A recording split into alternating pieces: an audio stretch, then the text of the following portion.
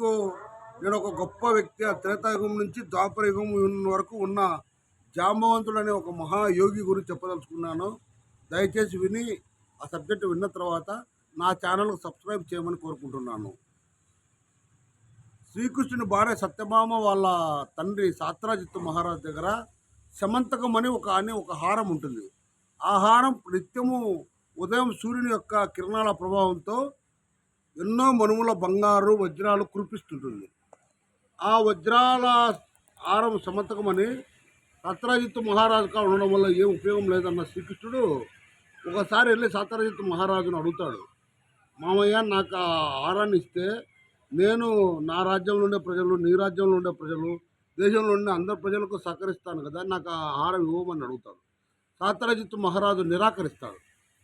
నిరాకరించిన తర్వాత ఈయన కృష్ణుడు వెళ్ళిపోతాడు. శ్రీకృష్ణుడు వెళ్ళిపోయి వినాయక చవితి పండగ పొద్దు సత్యభామ భార్య తెల్లని పాలల్లో పాయసం చేస్తే ఆ పాలల్లో వినాయక చవితి పొద్దు రాత్రి చందమామను చూస్తాడు. ఆ చందమామను చూసిన శ్రీకృష్ణుడు నీలాప నిందలకు గురవుతాడు. ఎలా గురవుతాడంటే, సాత్రాజిత్తు మహారాజు తమ్ముడు ప్రసేనుడు అని ఉంటాడు. అతనికి యుద్ధం అంటే చాలా ఇష్టము. ఆ యుద్ధం చేయడం కోసమని అతను యుద్ధానికి వెళ్తూ ఈ శమంతకమని హారాన్ని మెడలో ధరించి వెళ్తాడు. వెళ్ళిన ప్రసేన మహారాజు ఒక వారం 10 రోజులైనా రాడు.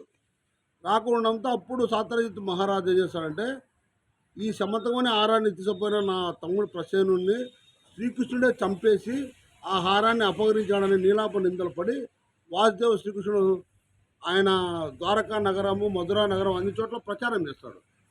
అప్పుడు ఆ నీలాప నిందలతో బాధపడుతున్న అతనికి బలరామ దేవుడు వచ్చి, ఏమి కృష్ణ, ఏమిటి ఇలా జరిగింది, ప్రచండుని ఎందుకు చంపావు, ఎందుకు ఆ సమర్థమైన ఆహారాన్ని తీసుకున్నావు అంటే, నేను ఎప్పుడు చంపానన్నా, అది ఊరికే అది ఆ అపోహ నా మీద నిందపడింది, అయితే పడిన ఈ నిందను నేను తొలగించుకుంటానని చెప్పి ఈ ప్రచండు ఎక్కడికి వెళ్ళాడు, ఎలా చనిపోయాడని ఈయన బయలుదేరి అడవికి వెళ్తాడు. ఎందుకంటే ప్రచండుకి యుద్ధం అంటే ఇష్టం కాబట్టి అక్కడ అడవిలో ఎవరు దొరుకుతాడని చూస్తాడు.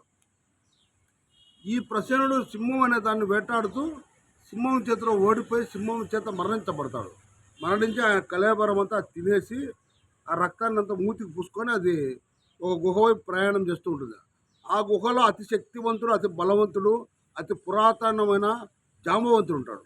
ఆ జాంబవంతుడి శక్తి ఎటువంటిదంటే, ఒక్క గుద్దితే మనిషి కానీ జంతువు కానీ 9 రంధ్రాల నుంచి రక్తం వచ్చి చనిపోవాల్సిందే. ఆయన సింహాన్ని ఒకటే గుద్దుతాడు. గుద్దితే సింహం 9 రంధ్రాల నుంచి రక్తం బయటపడి చనిపోతుంది.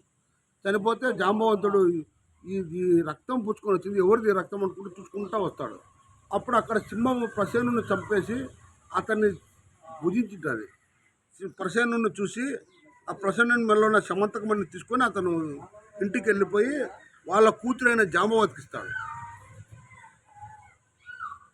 శ్రీకృష్ణ భగవానుడు ఆ అడవిలోకి వచ్చి వెతుకులాడుతూ అక్కడ ఉన్నటువంటి ప్రసేనుడి యొక్క కళేబరాన్ని చూసి, అరే ఈ ప్రసేనుని కళేబరాన్ని ఏదో సింహం చంపేసింది, సరే అని చెప్పి ఎలా పోయింది సింహం అని దాని అడుగులు వెంటమ్మడి వెళ్తాడు ఆయన శ్రీకృష్ణుడు.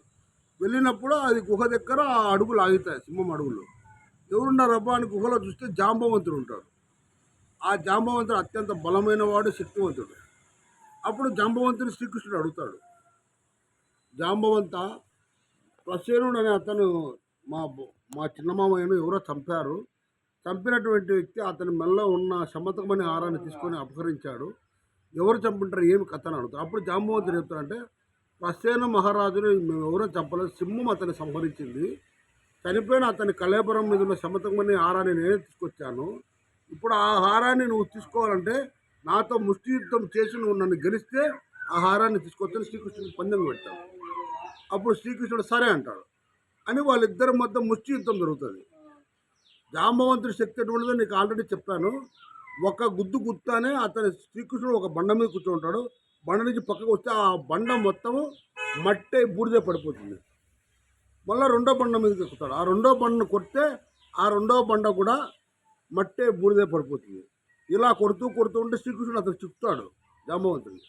అప్పుడు జాంబవంతుడు 22 గుద్దులు గుత్తాడు. 22 గుద్దులు గుర్తినా శ్రీకృష్ణ భగవానుడికి ఏమి శరీరం మీద ఎలాంటి చలనం లేకుండా అలాగే ఉంటాడు, చెక్కు చెదరకుండా. ఒక గుద్దుతేనే 9 రంధ్రాల నుంచి రక్తం వచ్చే అంతటి బలమైన జంతువు కానీ ఎంతటి బలమైన మనిషి కానీ చనిపోతాడే 22 గుద్దులు గుద్దినా ఈ మనిషి చెక్కు చెదరలేదంటే ఇతను మామూలు మనిషి కాదు, సాక్షాత్తు పరమాత్ముడు దేవుడు అని తెలుసుకొని కాళ్ళకు నమస్కరించి, స్వామి నిజం నాకు నిరూపించి, ఎవరు నువ్వు దేవా చెప్పు అంటే, నేను ఈ విశ్వాన్ని అంతా నడిపించే పరమాత్ముని నేనే, ఆ శమంతమనే హారం మా చిన్నమామ ఇది, దయచేసి ఆ హారం నువ్వు అంటే, దేవదేవ నువ్వు నా ఇంటికాడికి వచ్చి హారం అడుక్కోవడం ఏంటి తండ్రి, ఉండని చెప్పి వాళ్ళ కూతురు జాంబవతిని పిలిపించి జాంబవతిని హారాన్ని రెండింటిని శ్రీకృష్ణుడికి ఇస్తాడు. అప్పుడు ఆ శ్రీకృష్ణుడు జాంబవతిని వివాహం చేసుకొని హారాన్ని తీసుకొని మధురకేగి సత్రాజిత్ మహారాజు, ఏదో నీ తమ్ముడు ఇలా చనిపోయాడు, ఏదో నీ శమంతమనే హారం అని తిరిగి ఇవ్వడం జరుగుతుంది.